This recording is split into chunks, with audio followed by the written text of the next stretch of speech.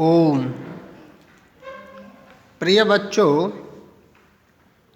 प्रभु कृपा से आप सब लोग स्वस्थ और प्रसन्न होंगे। अभी पिछली वीडियो के माध्यम से हमने और आपने व्यंजन संधि का अनुस्वार और अनुनासिक भेद पढ़ा। आज पाठ है अमृतम संस्कृतम, यानी जो संस्कृत भाषा होती है वह वास्तव में अमृत तुल्य होती है। यानी संस्कृत भाषा अमृत तुल्य होती है। इकारांत स्त्रीलिंग शब्दों का प्रयोग ज़्यादा किया जाएगा इस पाठ में। यहाँ पर कह रहा है विश्वस्य उपलब्धासु भाषासु संस्कृत भाषा प्राचीनतमा भाषा अस्ति। या दीर्घ संधि है, भाषा प्लस अस्ति, यानी विश्व की उपलब्ध भाषाओं में संस्कृत भाषा सबसे प्राचीन भाषा है। भाषा प्लस इयम, यहाँ पर गुण संधि है, भाषा प्लस इयम। भाषेयम अनेकासां भाषाणां जननी माता, यानी ये अनेकों भाषाओं की जननी मानी गई है। कौन? संस्कृत। प्राचीनयोः ज्ञान विज्ञानयोः निधि अस्याम सुरक्षिता है। प्राचीन ज्ञान विज्ञान की जो वास्तविक निधि है यानी खजाना है वो इसमें छिपा हुआ है। प्राचीन ज्ञान विज्ञान की जो परंपराएं हैं वो इसमें छिपी हुई हैं। संस्कृतस्य महत्व विषये केनापि कथितम, संस्कृत की महत्ता के विषय में किसी के द्वारा कहा गया।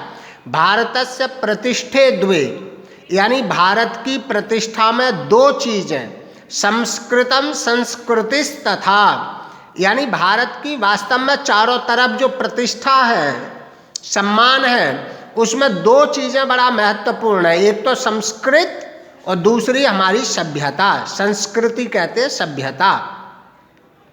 यानी भारत के सम्मान में दो चीजों का बहुत बड़ा महत्व है। एक हमारी भाषा संस्कृत का और दूसरी हमारी सभ्यता का। यम भाषा अतीव वैज्ञानिकी, यह भाषा बहुत वैज्ञानिक है।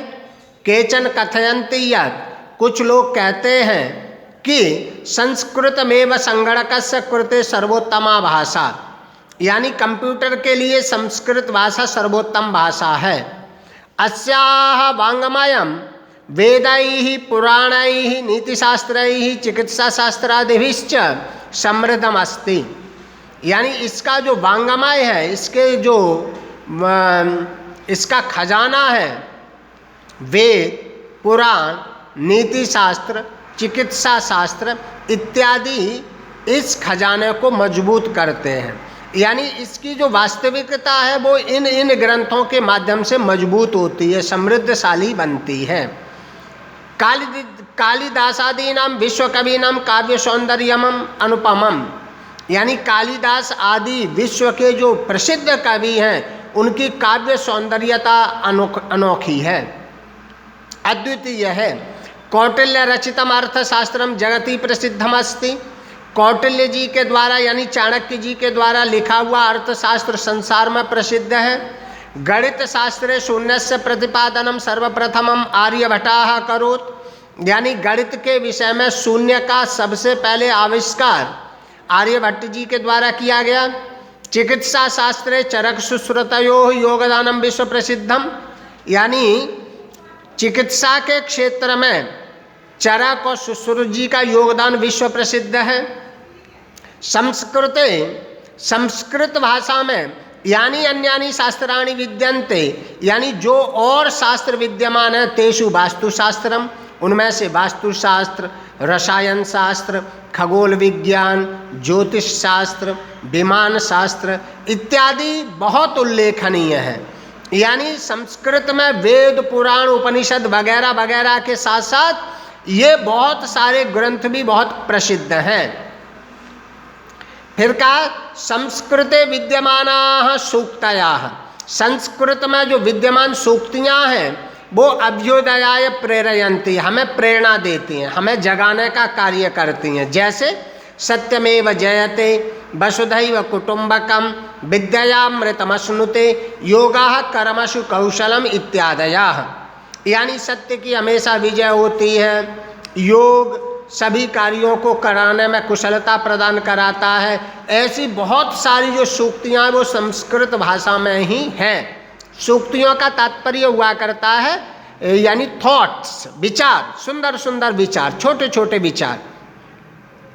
सर्वभूतेषु आत्मवत् व्यवहारम कर्तुम संस्कृत भाषा सम्यक शिक्षयति। सभी प्राणियों के प्रति अपने जैसा व्यवहार करना संस्कृत भाषा हमें ठीक प्रकार से सिखाती है। सभी प्राणियों के प्रति अपने जैसा व्यवहार करना संस्कृत भाषा हमें ठीक से सिखाती है। केचन कथयन्ति, कुछ लोग कहते हैं कि संस्कृत भाषायां केवलम धार्मिकम साहित्यम वर्तते। संस्कृत भाषा में केवल धार्मिक पुस्तकें हैं, ऐसा धारणा समीचीना नास्ति। यह सोच बिल्कुल ठीक नहीं है। संस्कृत ग्रंथेषु मानव जीवनाय विविधाः विषयाः समाविष्टाः सन्ति। संस्कृत ग्रंथों में यानी संस्कृत की पुस्तकों में मानव के जीवन के लिए अनेकों विषय समाहित किए गए हैं। महापुरुषाणाम यानी